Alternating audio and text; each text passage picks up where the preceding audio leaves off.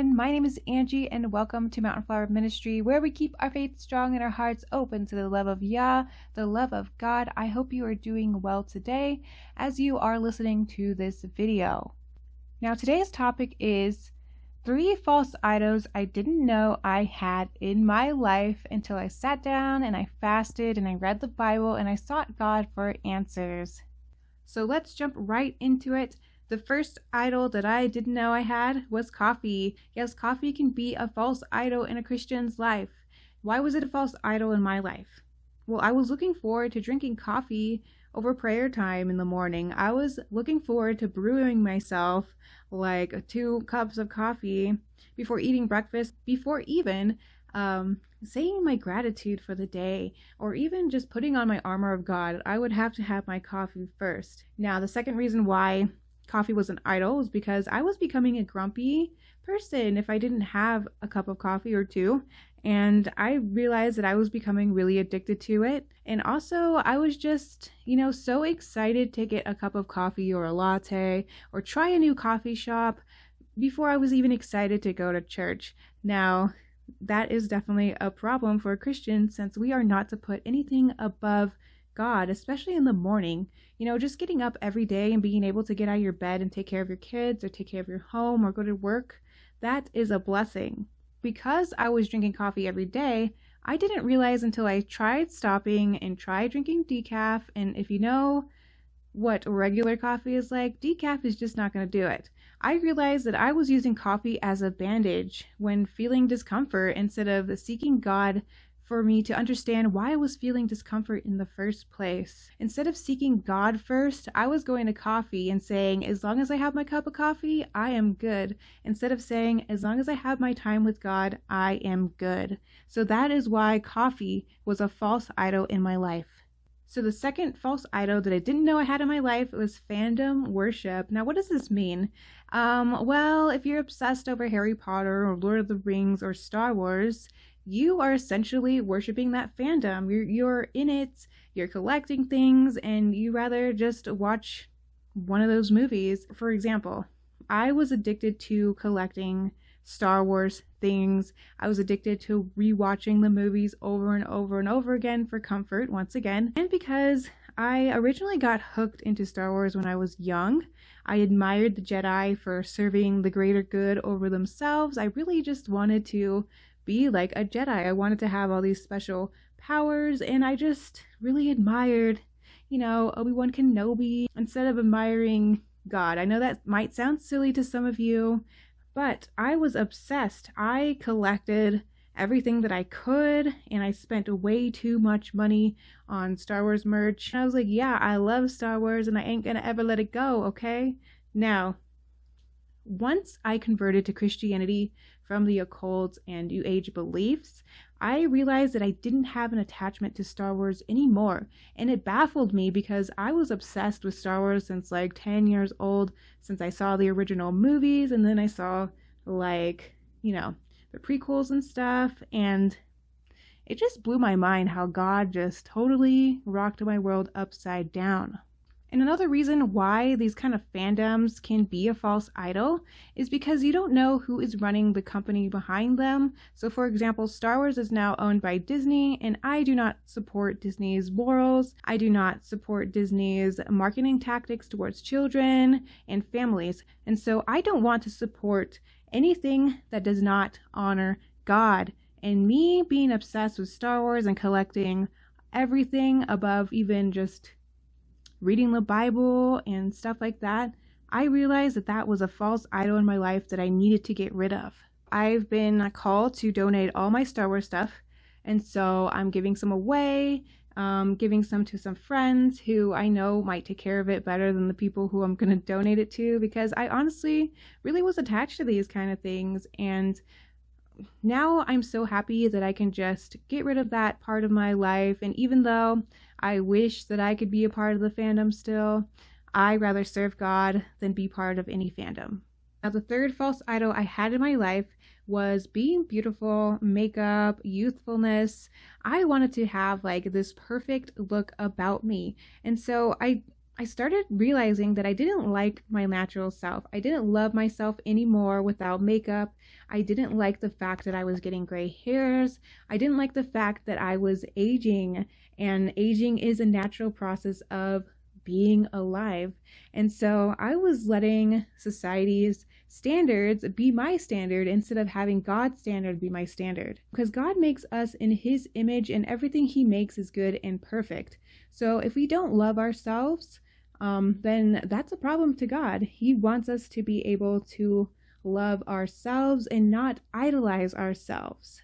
And honestly, if you're obsessed with beauty and makeup and youthfulness and having certain things in life that make you look better for society, then that is basically self-serving. That is making yourself an idol. So during this time of my life, from probably my late 20s till probably I turned 30, I spent a lot of money on anti-aging products instead of, just being grateful for being alive and living long enough to see myself get some gray hairs and stuff. And now I want to remain an ethical person because I love God's creatures and I think we should protect them too. And a lot of makeup companies test on animals and they do horrible things to animals just so that, we can look good for an Instagram photo. And so I want to remain ethical. And so since there's not a lot of budget-friendly, ethical things that I can find out there, I just rather not deal with it.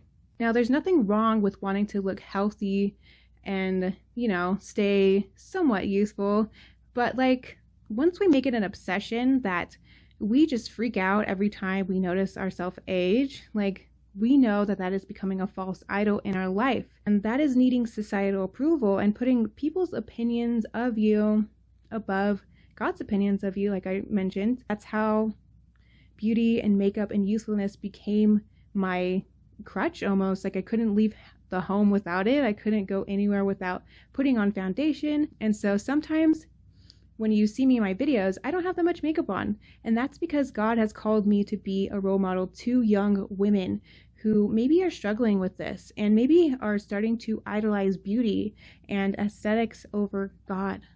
Now, that doesn't mean that I don't like getting dolled up ever so often. Maybe I'll go on a nice date with my husband, but when I get home, I just take it off. I don't take selfies, and I just go about my day. Unlike before, when I would take 300 selfies just to try to get the perfect Instagram photo. So if this is something you can relate to, let me know in the comments. Here are 3 tips to know if you have a false idol in your life. And if you can relate to any of these, let me know how you are overcoming this and turning back to God for your comfort or to get through your insecurities. Now, the first tip to know if you have a false idol is that you have an abnormal attachment to that thing. So all these things I mentioned, coffee, Star Wars, and the beauty products and stuff, I had an abnormal attachment to it where I said to myself one time, I am not going to give this up until I die or something, and that's how you know you have an abnormal attachment to it. And you also know if you have an attachment to it if you become bitter because you see other people have it. You can't give it up. You start, feeling some kind of way inside yourself, no, I can't let this go.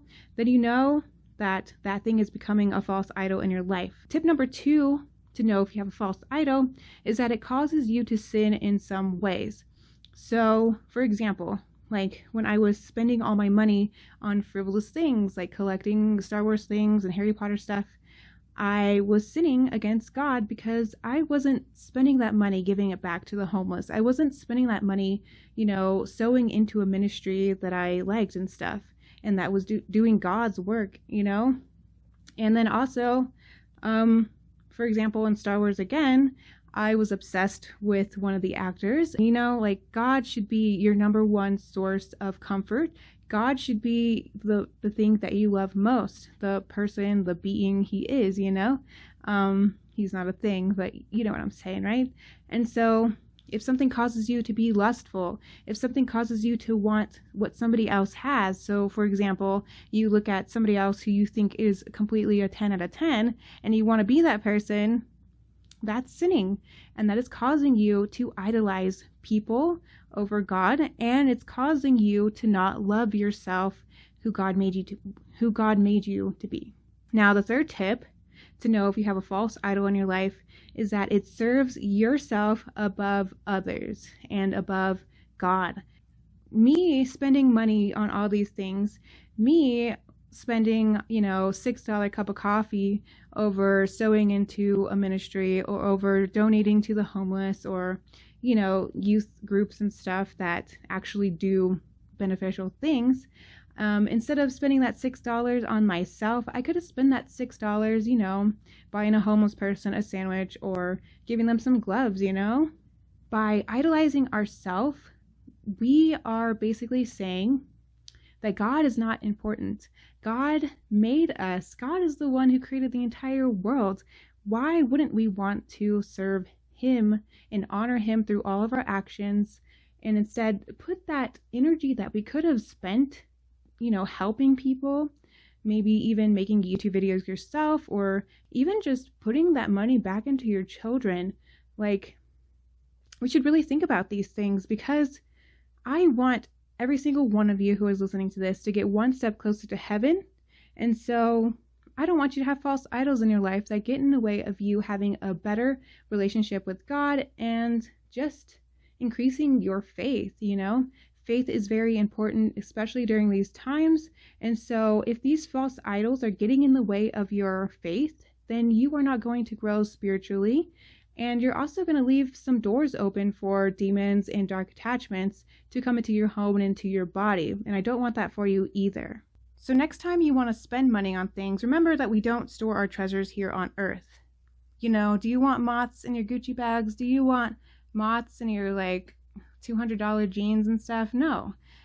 You want to be able to get to heaven and get your eternal reward, which is being with Jesus, being with God, and getting to live on the new earth in the future, That is all I have for this video.